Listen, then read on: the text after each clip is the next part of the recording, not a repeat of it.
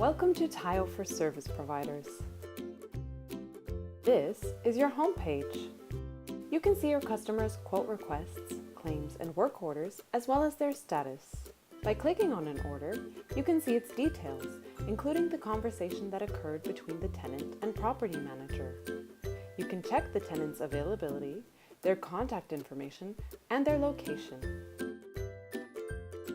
When you receive a new work order, you can decline it, ask for more information, or simply accept it.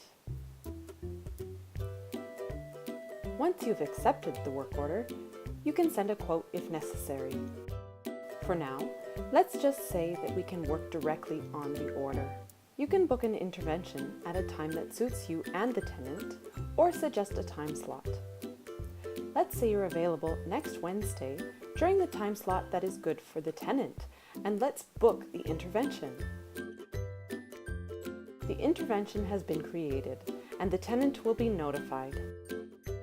Once the work is done, you can send your bill,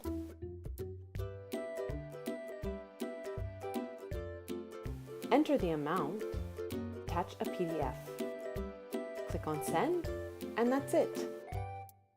That was easy.